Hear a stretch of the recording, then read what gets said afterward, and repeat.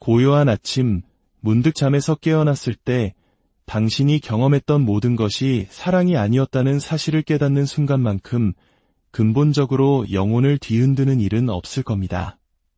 그것은 사랑이 아니라 통제였고 왜곡이었으며 서서히 영혼을 갉아먹는 심리적 침식이었습니다. 당신은 믿었고 모든 것을 주었으며 좋은 사람이 되기 위해 애썼습니다. 하지만 그 대가로 돌아온 것은 친밀함이라는 가면 아래 조용히 그리고 철저하게 당신의 영혼이 조각나는 과정이었습니다. 오늘 이 이야기가 깊은 상처 속에서 길을 잃은 분들에게 작은 등불이 되기를, 그리고 당신의 고통이 결코 헛되지 않았음을 깨닫는 계기가 되기를 소망합니다. 잠시 시간을 내어 이 이야기에 귀를 기울여 주시고 주변에 비슷한 아픔을 겪는 이가 있다면 이 영상을 공유하여 선한 영향력을 전해 주십시오. 여러분의 구독과 좋아요 하나하나가 저희에게는 더 좋은 콘텐츠를 만드는 힘이 되며 여러분의 삶에는 하나님의 은총과 평화가 깃들기를 기도하겠습니다. 나르시시스트적 학대의 후유증이란 바로 그런 것입니다. 가장 끔찍한 부분은 단순히 그들이 당신에게 무슨 짓을 했는지가 아닙니다. 그들의 가면이 벗겨졌을 때 당신에게 무엇이 남아있는가 하는 점입니다.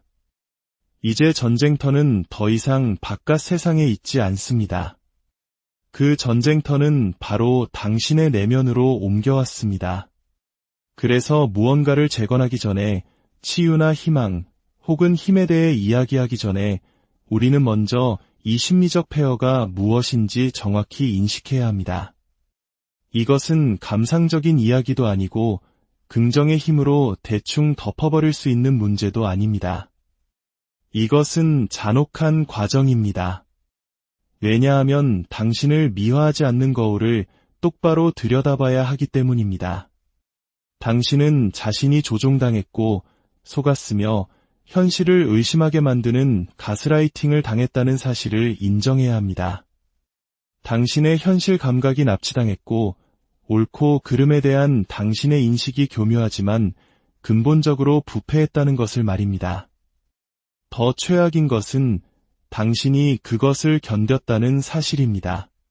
종종 그것이 사랑이라고 믿었기 때문에 혹은 당신의 충성심이 그들을 구원할 것이라고 생각했기 때문에 말입니다. 조금만 더 사랑하면, 조금만 더 희생하면, 조금만 더 오래 머물면 모든 것이 괜찮아질 것이라고 믿었습니다. 하지만 그렇지 않았습니다. 그리고 그 사실이 지금 당신을 괴롭히고 있습니다. 나르시시스트적 학대는 단순한 감정적 고통이 아닙니다. 그것은 자신의 생각과 현실 감각마저 무너지는 인식론적 혼돈입니다. 당신은 당신 자신의 마음을 더 이상 신뢰하지 못하게 됩니다. 무엇이 진짜인지 알 수 없게 되고 당신의 기억과 동기마저 의심하게 됩니다. 이것이 진짜 피해입니다. 인지적 파편화입니다. 한때는 믿을 만한 나침반이었던 당신의 직관은 이제 녹슬고 신뢰할 수 없게 되었습니다. 당신은 모든 것을 재차 의심합니다.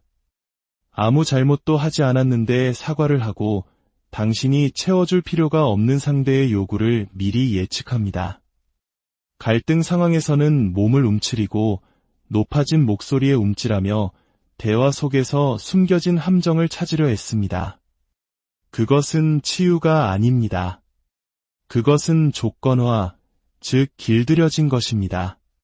당신은 살아남기 위해 자기 자신을 배신하도록 훈련받은 것입니다.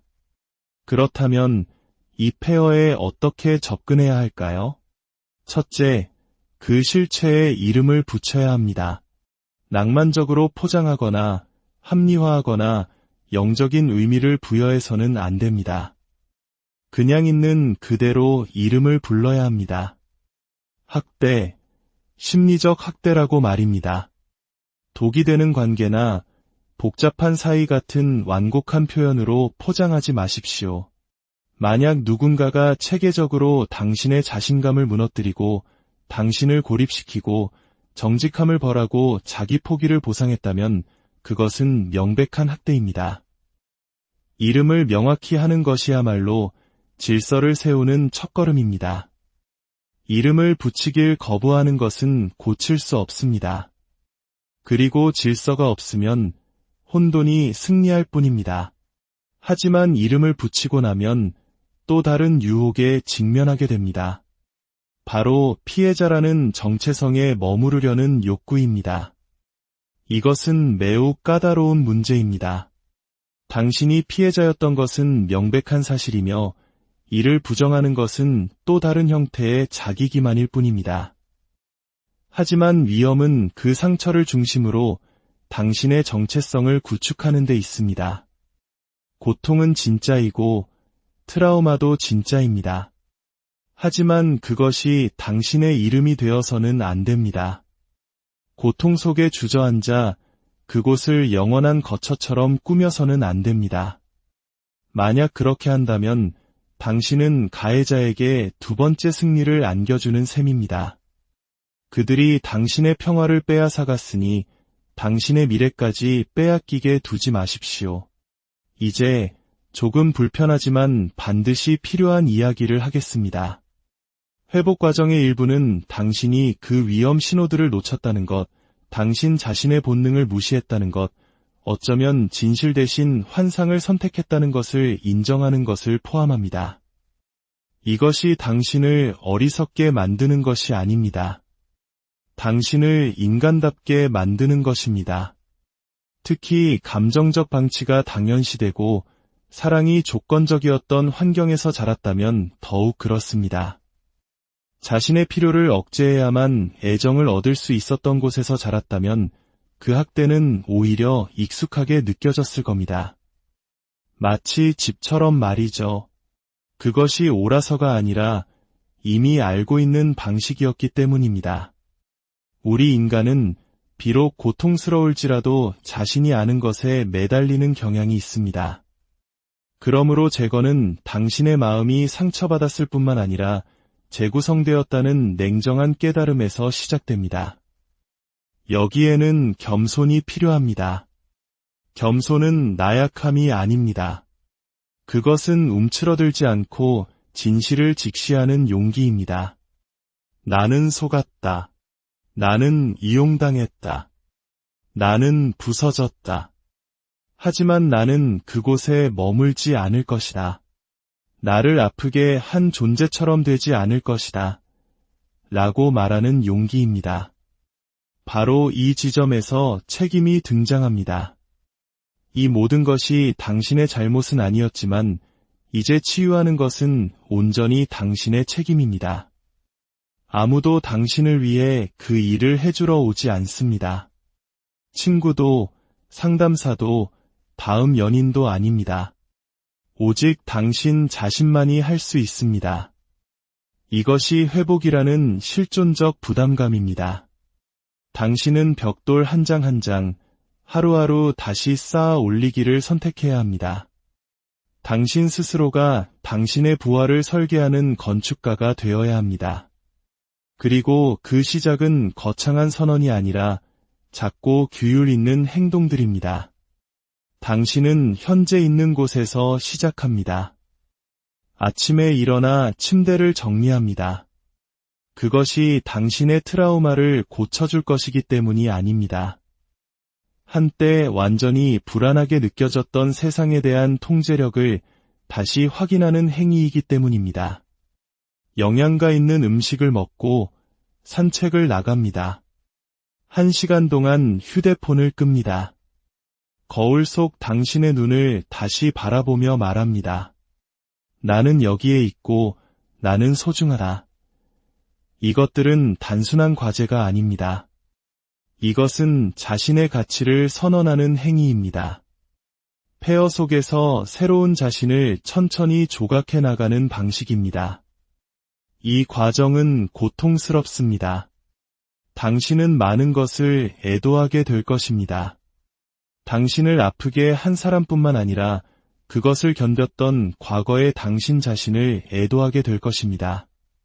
잃어버린 세월, 쏟아부은 에너지, 조종당했던 희망을 슬퍼하게 될 것입니다. 마음껏 애도하십시오.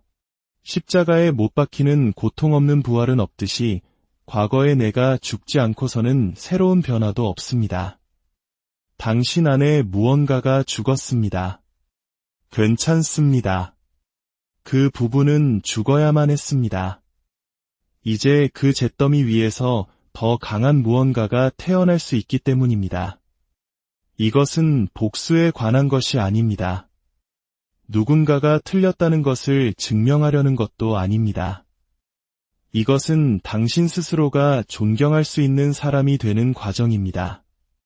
자신의 목소리를 배신하지 않는 사람, 완벽해서가 아니라 정직하기에 고개를 들고 세상 속으로 걸어 들어갈 수 있는 사람이 되는 것입니다. 결국 당신은 느끼기 시작할 것입니다. 극적이거나 하룻밤 사이의 변화가 아닌 미묘한 변화를 말입니다. 더 이상 아니오라고 말할 때 불안해하지 않는 자신을 발견하게 될 것입니다. 누가 지켜보는지 확인하지 않고 웃게 될 것입니다. 죄책감 없이 자신의 필요를 표현하게 될 것입니다. 그것이 성장입니다. 그것이 진정한 자유입니다. 그리고 가장 아름다운 부분은 그 누구도 당신에게 그것을 가져다 주지 않았다는 점입니다. 당신이 스스로 쟁취한 것입니다. 당신은 자신에게로 돌아오기 위해 필사적으로 싸웠습니다. 이제 그 누구도 다시는 그것을 당신에게서 빼앗아 갈 수 없습니다. 왜냐하면 당신은 마침내 당신이 누구인지 알게 되었기 때문입니다. 그리고 일단 당신이 누구인지 알게 되면 그 어떤 나르시시스트도, 조종자도, 학대자도, 거짓말쟁이도 다시는 당신을 무너뜨릴 수 없습니다. 그것이 당신의 새로운 이야기의 시작입니다. 폐허가 아니라 재탄생. 그것이 진정한 후유증의 극복입니다. 나르시시스트적 학대로 산산조각 났다면 당신은 끔찍한 모호함 속에 놓이게 됩니다. 흩어진 자신의 조각들을 바라보며 본질적인 무언가를 깨닫게 됩니다. 내가 누구인지 더 이상 모르겠다는 사실을 말입니다. 이것은 비유가 아닙니다. 심리적 현실입니다. 당신의 정체성은 타인의 예측 불가능한 병적인 변덕에 맞춰 손상되고 재구성되었습니다. 당신은 침묵하면 보상받고 진실하면 벌을 받았습니다. 시간이 지나면서 당신의 자아 감각은 왜곡되었습니다. 당신은 그들의 목소리로 생각하기 시작했고 당신 자신의 욕망이나 원칙이 아닌 평화를 유지하고 갈등을 피하기 위한 결정을 내렸습니다. 사랑이라는 환상을 지키기 위해서 말입니다. 그것은 사는 것이 아니라 연기하는 것이었습니다. 그리고 비극은 당신이 지치고 혼란스럽고 텅 비게 될 때까지 그것이 일어나고 있다는 사실조차 깨닫지 못했다는 것입니다. 그 후 자연스럽게 이런 질문이 떠오릅니다. 어떻게 다시 나를 세울 수 있을까? 예전의 나로 어떻게 돌아갈 수 있을까? 하지만 그 질문 자체가 문제의 일부입니다. 목표는 예전의 당신으로 돌아가는 것이 아니기 때문입니다. 그 사람은 사라졌습니다. 순진하고 희망에 찼으며 당신을 취약하게 만들었던 방식의 그 버전은 더 이상 유효하지 않습니다. 비극적으로 들릴 수 있지만 이것은 또한 기회입니다. 당신에게는 과거의 복제품이 아닌 더 진실하고 회복력 있으며 통합된 자아를 재건할 기회가 남았기 때문입니다. 그 과정은 치유나 용서, 심지어 통찰로 시작되지 않습니다. 그것은 책임으로 시작됩니다. 책임감은 피해자 의식의 해독제입니다. 학대의 피해자가 된 것은 사실입니다. 축소되거나 부정되어서는 안 될 사실입니다. 하지만 피해자 의식 속에서 사는 것은 당신의 주체성을 다시 한번 내주는 것입니다. 학대는 당신의 자율성을 한번 빼앗았습니다. 두 번 빼앗기게 두지 마십시오. 당신은 의도적으로 삶에 관여하기를 선택함으로써 당신의 삶을 조각조각 되찾아야 합니다. 그리고 시작할 수 있는 유일한 곳은 바로 당신 눈앞에 있는 것들입니다. 당신은 세상을 바꾸려고 노력함으로써 자신을 재건하는 것이 아닙니다.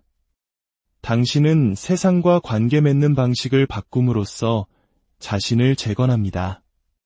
그것은 가장 작고 근본적인 질서의 행위에서 시작됩니다. 만약 당신이 혼돈 속에 있었다면 해결책은 구조입니다. 당신의 내면 세계가 파편화되었다면 당신의 외부 세계는 규율을 반영해야 합니다. 당신의 방을 정리하십시오. 이것은 단순한 상징적 행위가 아닙니다. 심리학적 원칙입니다. 당신은 당신이 통제할 수 있는 것에서부터 시작합니다. 당신의 주변 환경은 당신의 내면 상태를 비추는 거울입니다. 당신의 공간이 혼란스럽고 방치되고 잡동사니와 소음으로 가득 차 있다면 당신의 마음도 마찬가지일 것입니다. 주변을 정돈하면 당신의 영혼을 정돈하기 시작하는 것입니다. 이것은 마법이 아닙니다. 심지어 심리치료도 아닙니다. 이것은 진리이며 진리는 언제나 회복을 향한 첫걸음입니다. 하지만 책임감은 더 나아갑니다. 공간을 관리하는 것만이 아닙니다.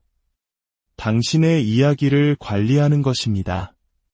당신은 자신이 회복 불가능할 정도로 망가졌다는 이야기, 영구적으로 손상되었다는 이야기, 이 순환을 반복할 운명이라는 이야기를 스스로에게 하는 것을 멈춰야 합니다. 이러한 서사는 유혹적이지만 거짓입니다. 진실은 당신이 상처를 입었다는 것입니다. 하지만 상처 입은 것은 치유될 수 있습니다. 흉터가 남은 것은 강해질 수 있습니다. 책임감을 갖는 것은 비난을 감수하는 것과 다릅니다. 이 구별은 필수적입니다. 비난은 과거를 향합니다. 책임을 묻고 죄를 할당하려 합니다. 하지만 책임감은 미래를 향합니다. 이제 무엇을 할 것인가? 당신에게 일어난 일들을 가지고 무엇을 할 것인가? 어떻게 대응할 것인가? 라고 묻습니다. 절망과 냉소에 무너지겠습니까? 아니면 느리고 고통스럽게 불완전하지만 결의를 가지고 일어서겠습니까? 인생은 공평하지 않습니다. 그것이 인생의 본질이 아닙니다. 인생은 고통이지만 또한 의미이기도 합니다. 그리고 의미는 바로 그 고통에 맞서 당신이 짊어지기로 선택한 책임감 속에서 발견됩니다. 그래서 당신은 주인의식을 갖기 시작합니다. 일정한 시간에 일어나고 몸을 돌봅니다. 벌 주기 위해서가 아니라 그것이 돌볼 가치가 있음을 상기시키기 위해서입니다. 당신은 당신이 의미하는 바를 말합니다. 목소리가 떨리더라도 아니오라고 말해야 할 때는 아니오라고 말합니다. 당신을 오해하기로 작정한 사람들에게 자신을 설명하는 것을 멈춥니다. 당신을 아프게 한 사람들을 되찾으려는 노력을 멈춥니다. 당신의 고통을 그것을 야기한 사람들에게 이해시키려는 시도를 멈춥니다. 이 모든 것을 행하면서 당신은 오랫동안 묻혀있던 무언가, 바로 자기 존중감이 희미하게 돌아오는 것을 느끼기 시작할 것입니다. 그것이 바로 초석입니다. 자신감도 행복도 아닌 자기 존중감입니다. 당신의 진실성에 부합하는 방식으로 행동하기 시작하면 당신은 비로소 자신의 가치를 인식하기 시작합니다. 다른 누군가가 말해줘서도 아니고 마침내 누군가가 당신을 선택해줘서도 아닙니다. 당신이 당신 자신을 선택했기 때문입니다. 그것이 회복 과정에서 가장 두렵고도 해방적인 순간입니다. 아무도 구하러 오지 않는다는 것을 깨달을 때, 구조도 마지막 사과도 완벽한 마무리도 없습니다. 오직 당신만이 있고 당신이 그 잿더미에서 무엇을 짓기로 결정하는지가 있을 뿐입니다. 여기 역설이 있습니다. 당신이 더 많은 책임을 질수록 더 많은 자유를 얻게 됩니다. 특히 자유를 의무의 부재와 동일시하는 세상에서는 모순적으로 보일 수 있습니다. 하지만 진정한 자유는 책임감의 부재가 아니라 그 결과입니다. 당신이 당신의 마음과 시간, 습관을 다스릴 때 당신은 더 이상 혼돈의 자비에 휘둘리지 않습니다. 당신은 더 이상 반응적이지 않습니다. 당신은 주체적입니다. 그리고 학대로부터 회복하는 맥락에서 주체성은 모든 것입니다. 이 과정은 느리고 직선적이지 않습니다. 좌절이 있을 것입니다. 비틀거릴 것입니다. 익숙한 것으로 돌아가고 싶은 유혹을 받을 것입니다. 비록 그것이 해로울지라도 말입니다. 왜냐하면 익숙함은 안전하다는 착각을 주기 때문입니다. 하지만 당신은 저항해야 합니다. 정체를 위한 안락함보다 성장을 위한 불편함을 선택해야 합니다. 당신이 진실에 부합하게 행동할 때마다 당신은 당신의 정체성에 더 깊은 홈을 새깁니다. 당신이 자신을 위해 나설 때마다 당신은 조금 덜 연약해지고 조금 더 온전해집니다. 책임감은 화려하지 않습니다. 처음에는 기분이 좋지 않습니다. 흥미롭지도 않습니다. 종종 지루하고 반복적이며 심지어 외롭습니다. 하지만 그것이 심리적 폐허에서 벗어나는 유일한 길입니다. 그것은 당신이 과거에 어떤 사람이었는지와 당신이 앞으로 어떤 사람이 될 수 있는지를 잇는 다리입니다. 그리고 당신은 기꺼이 그 다리를 건너야 합니다. 아무도 당신을 위해 해줄 수 없습니다.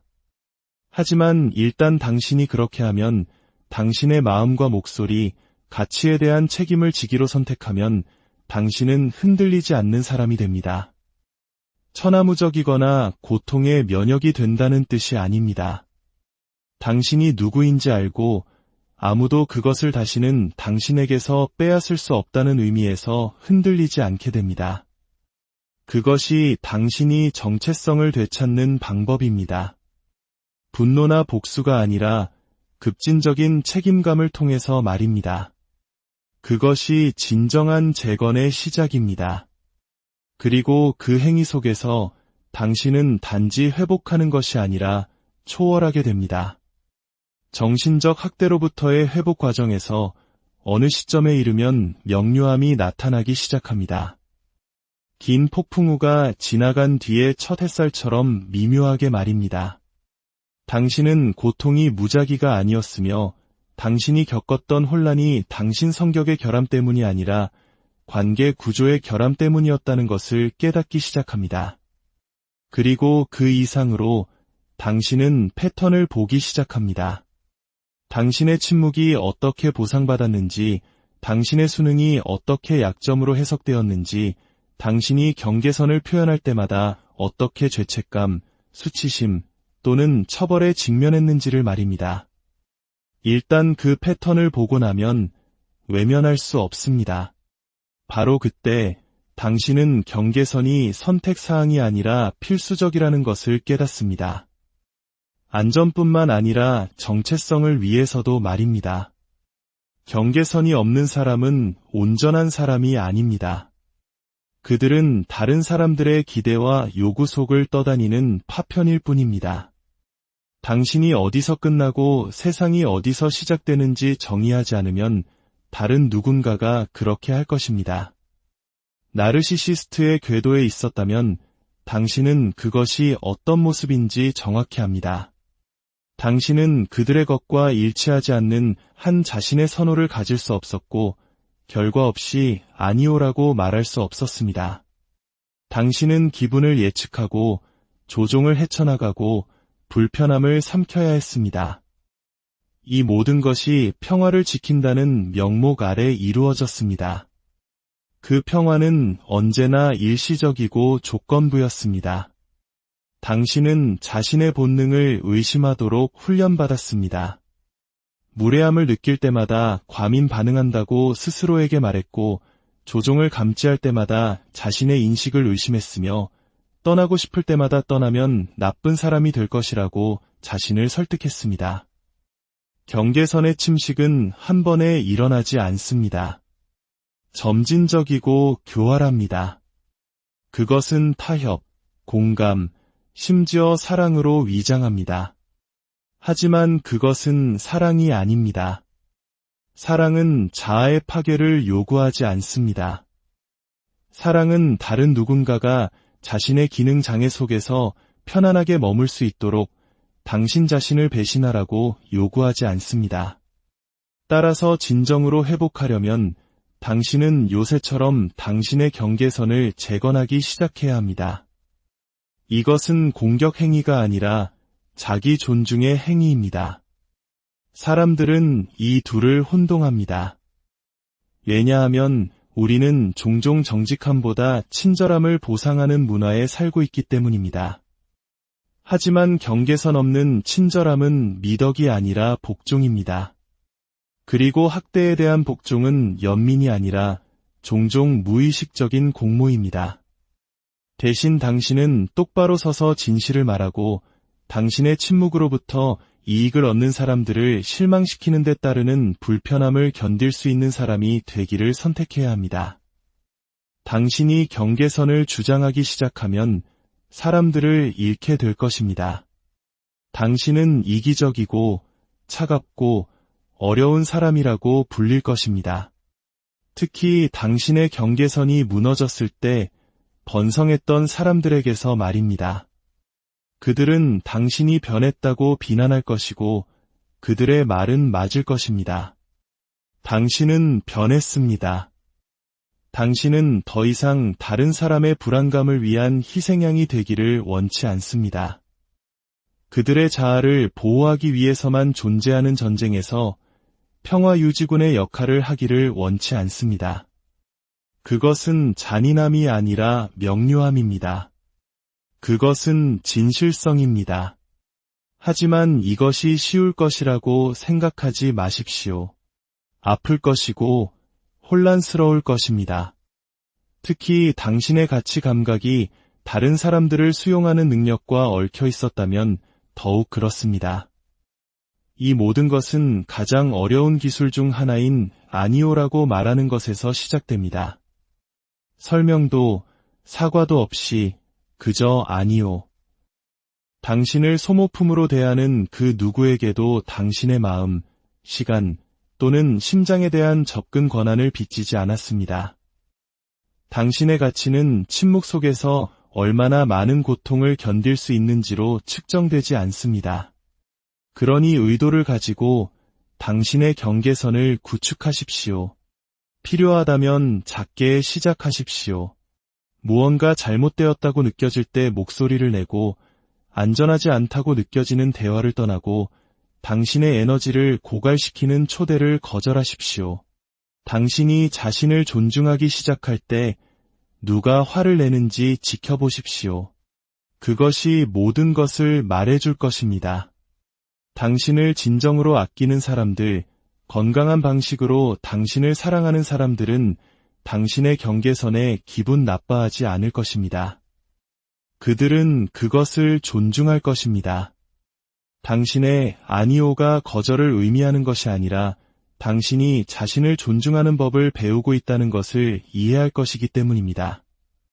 일단 경계선이 확립되면 당신은 그것을 지켜야 합니다. 분노나 방어적인 태도가 아니라 일관성으로 말입니다. 경계선은 일회성 선언이 아니라 생활 방식입니다. 그것은 당신의 두려움보다는 당신의 가치에 부합하게 행동하기로 하는 매일의 결정입니다. 그리고 그 결정이 당신을 변화시킬 것입니다. 당신은 스스로 신뢰할 수 있는 사람, 의지할 수 있는 사람이 될 것입니다. 더 이상 다른 사람들의 변덕에 반응하며 사는 것이 아니라 당신 자신의 진실에 응답하며 사는 사람이 될 것입니다. 그리고 그렇게 될 때 당신은 기적적인 것을 알아차릴 것입니다. 혼돈이 가라앉기 시작하고 불안이 부드러워지며 자신을 설명해야 한다는 강박적인 필요가 사라집니다. 왜냐하면 경계선은 질서이기 때문입니다. 그것은 당신의 관계의 구조를, 당신의 소통의 명확성을, 당신의 존재의 존엄성을 부여합니다. 나르시시스트적 학대의 여파에서 나타나는 냉정한 진실이 있습니다.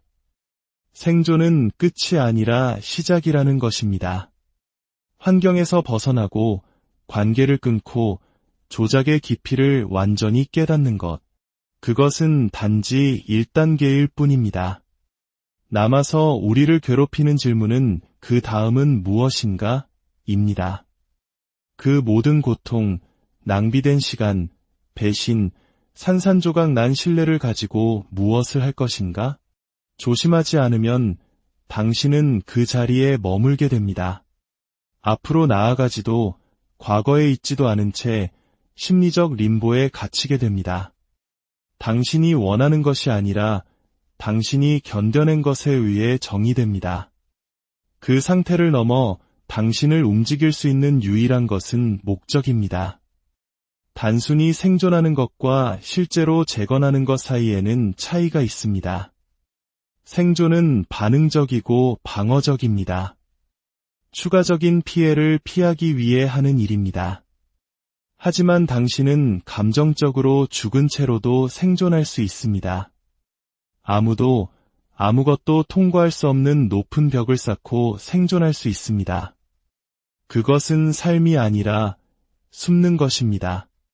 그것은 연장된 트라우마의 한 형태입니다. 진정으로 회복하는 유일한 길은 초월하는 것입니다.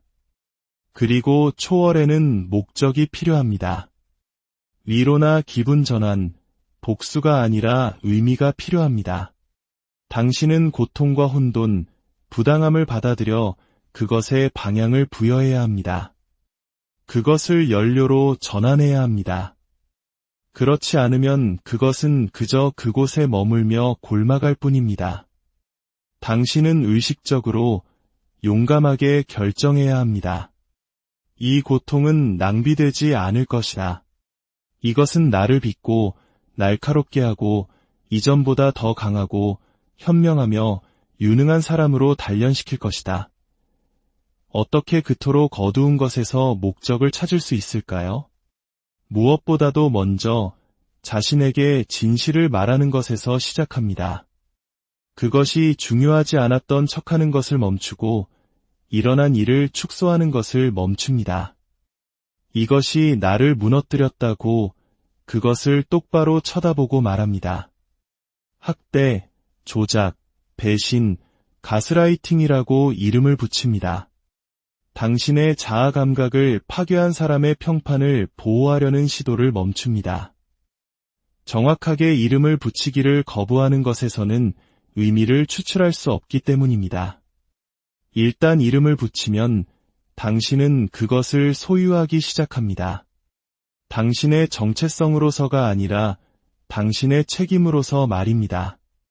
당신이 그것을 유발했기 때문이 아니라 이제 그것을 다루는 것이 당신의 몫이기 때문입니다. 고통은 당신의 몸에, 기억은 당신의 마음에, 왜곡은 당신의 생각 속에 있습니다. 당신이 그것을 다루지 않으면 아무도 대신해주지 않을 것입니다. 그것이 사람들이 듣고 싶어 하지 않는 것입니다. 그들은 누군가가 폐허해서 자신들을 구해주기를 원하지만 아무도 오지 않습니다.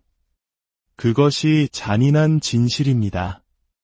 나에게 일어난 일이 나를 정의하지는 않겠지만 내가 그것으로 무엇을 하기로 선택하는지가 나를 정의할 것이다. 라고 말하는 것에서부터 시작됩니다. 피해자에서 작가로의 전환, 그것이 모든 것입니다. 당신이 자신을 작가로 볼 때 당신은 외부에서 정의가 오기를 기다리는 것을 멈춥니다. 사과를 바라거나 마무리를 환상하는 것을 멈춥니다.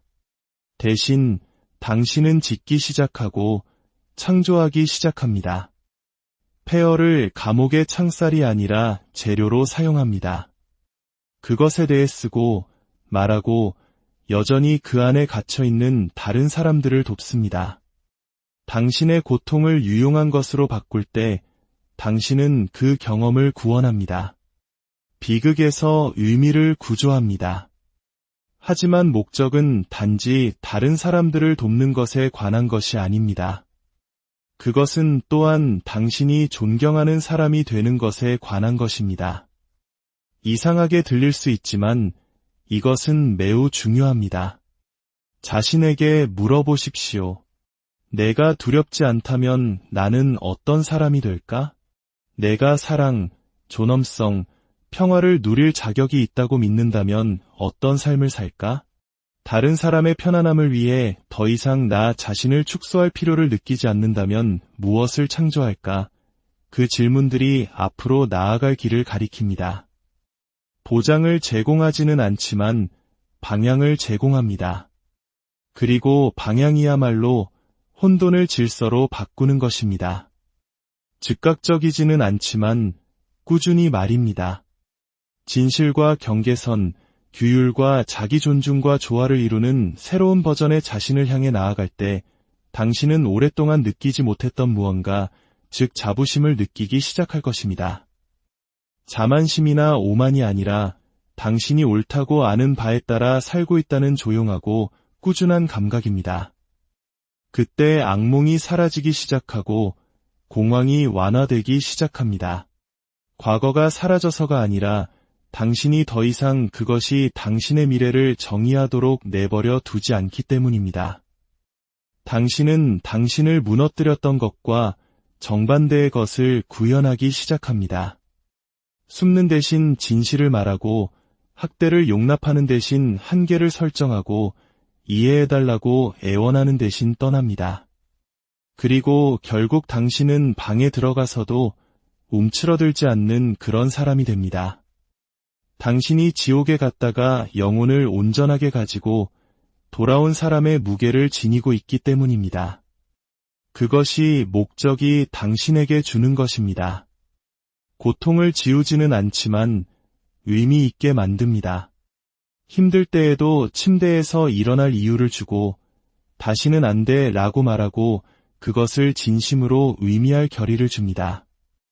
당신을 파괴하려 했던 모든 것을 가져다가 당신의 힘의 기초로 바꾸게 합니다. 그리고 그렇게 함으로써 당신은 단지 치유하는 것이 아니라 초월합니다. 당신은 일어서고 재건합니다. 옛 자아가 아니라 더 용감하고 더 자각하며 더 온전한 새로운 자아를 말입니다. 그것이 목적의 힘입니다. 그리고 그것은 당신이 기다리는 것이 아니라 당신이 벽돌 한 장 한 장, 행동 하나하나 하루하루 쌓아 올리는 것입니다. 그러다 어느 날 뒤를 돌아보면 과거가 당신을 망친 것이 아니라 당신을 정죄했다는 것을 깨닫게 될 것입니다. 불이 당신을 삼킨 것이 아니라 당신을 단련시켰다는 것을요. 그리고 고통이 이기지 못했다는 것을요. 왜냐하면 당신이 그것이 무엇을 의미할지 결정했기 때문입니다. 그리고 그것이야말로 진정으로 트라우마를 초월한다는 것의 의미입니다. 그것을 피하는 것이 아니라 그것을 사용하고 그것으로